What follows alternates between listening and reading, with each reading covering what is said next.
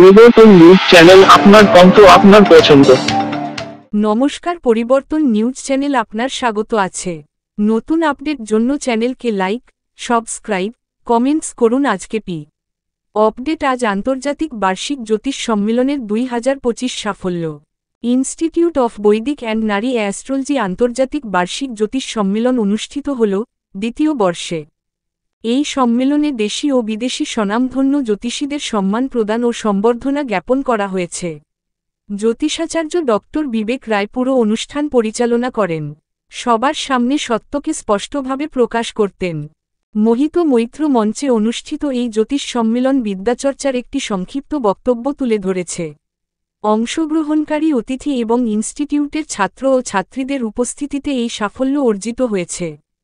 বিশিষ্ট অতিথিদের স্মৃতিচিহ্ন, শাল, সার্টিফিকেট ও ট্রফি প্রদান করা হয়েছে। অনেক বিভাগের সম্মান মাধ্যমে সম্মানিত করা হয়েছে।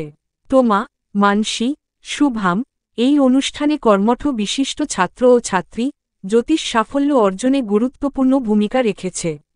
ধন্যবাদ আমাদের ভিডিওটি দেখার জন্য। আমাদের চ্যানেলে সাবস্ক্রাইব করতে ভুলবেন না। আমি দেবাশিস রায়, বিবেক রায়ের বাবা।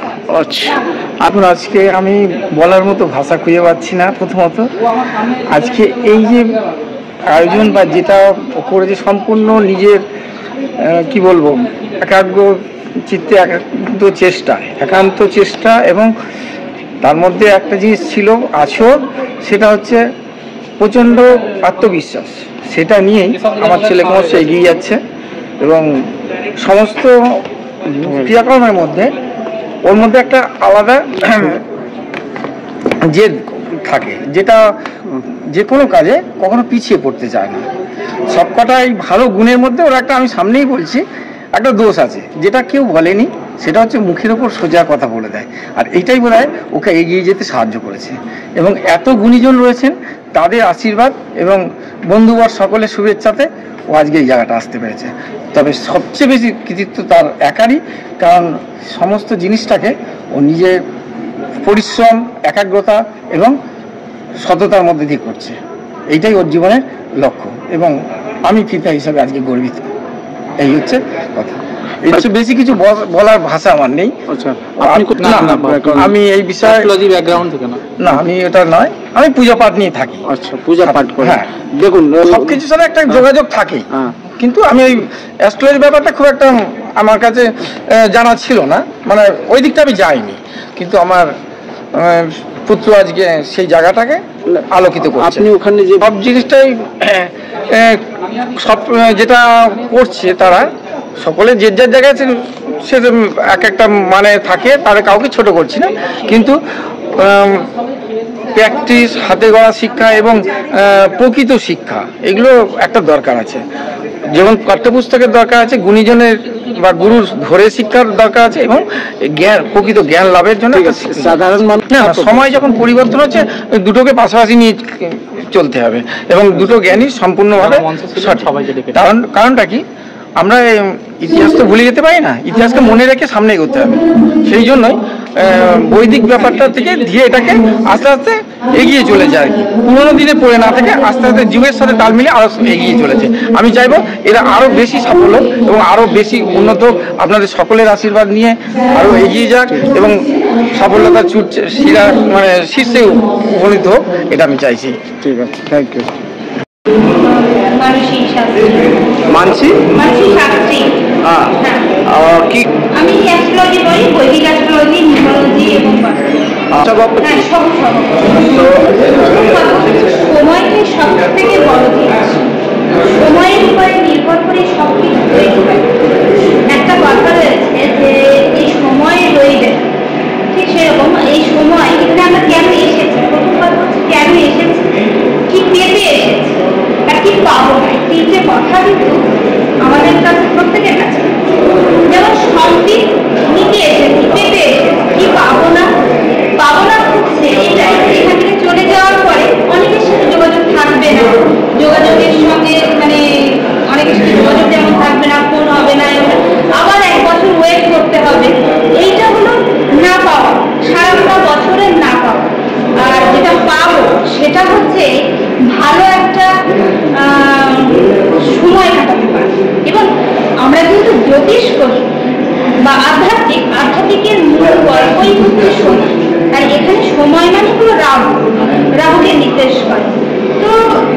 সব মিলিয়ে একদম কলিযুগ, এই যুগটাও কিন্তু রাহু। এখানে প্রভাব এক একজনের জন্মকুণ্ডলী এক এক রকম, এক একটা গ্রহ বলি এবং এক একটা গ্রহ নিজস্ব বা দুর্বল রয়েছে। কিন্তু এখানে যারা যারা এসেছে এই প্রোগ্রামের যিনি কর্মধার, তিনি হলেন বিবেক রায়, ডক্টর বিবেক, তার সাথে সময়ে যোগাযোগ রয়েছে, কিছু না কিছু সবার সাথে কানেকশন রয়েছে, এটাই হলো ব্যাস। আচ্ছা, এখানে গেস্টটা কত লোক এসেছে? আন্তর্জাতিক আমি যতদূর জানি হয়তো 2জন বা 3জন এসেছে। থেকে এসেছে বাংলাদেশ থেকে বোধহয় 1জন এসেছে, এটা আমি জানি। আর জ্যোতির্মণি হলো আলো, এটা হলো আলোর পথ দেখানো। জ্যোতিষ শুধু কাজটা যে পাথর বেচা বা এই সমস্ত হাত দেখা, ভবিষ্যৎ বলা, ফলির জ্যোতিষ শুধু এই নয়, সবকিছু জ্যোতিষ। অর্থাৎ দেখুন, সময়ের সময়, আমি প্রথম কথা বলেছি জ্যোতিষ মানে হলো সময়কে নির্দেশ করছি। এই কথা যদি বলি, আমরা মাতৃগর্ভে এসেছি, সেটি একটি সময়। মা এবং বাবা মানে আমাদের জন্মের পূর্বে একটা বিষয় রয়েছে, এটাও একটা সময়, সময়ের সন্ধিক্ষণ। এবং সেই ঘটনা যদি না ঘটতো তাহলে আমাদের জন্ম হতো না। এবং আমাদের জন্মের পরে এই যে আমাদের কুণ্ডলী তৈরি হয়, সেটাও একটা সময়, প্রত্যেকটা জিনিস সময়। আর এর মূল হলো যে এটা একটা ম্যাথামেটিক্স সাবজেক্ট, অঙ্কশাস্ত্র। আমাদের যা বর্তমানে 16টা সাবজেক্ট রয়েছে, এই সাবজেক্ট বেরিয়ে গেছে যে নাম হিসাবে জ্যোতিষ বেদ থেকে এসেছে, এবং শুধু জ্যোতিষ নির্যাতন করে রয়েছে। আমরা এরকম এই 2 বছর ধরে করছি, আগে 1 বছর হয়েছে এবং 2 বছর ধরে করছি, এই হলো আমাদের 2য় বছর। তো আমরা এটাই চেষ্টা করবো পরবর্তী সময়ে এরকম অনুষ্ঠান হয়। তান্ত্রিক আচার্য পারমিতা।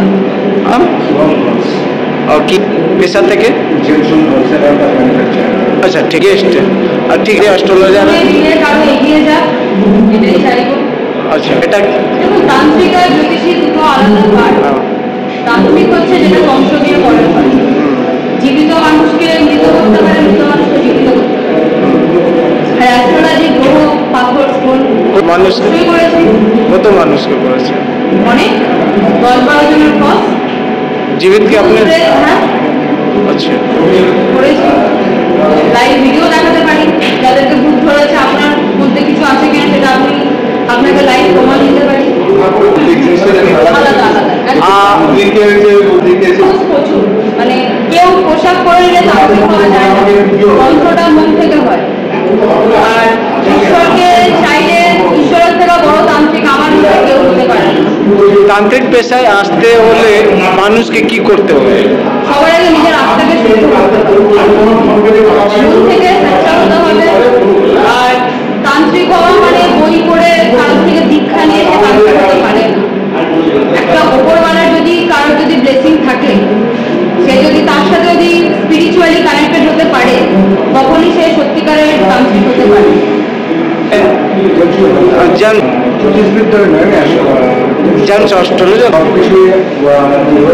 হয়ে আসছে।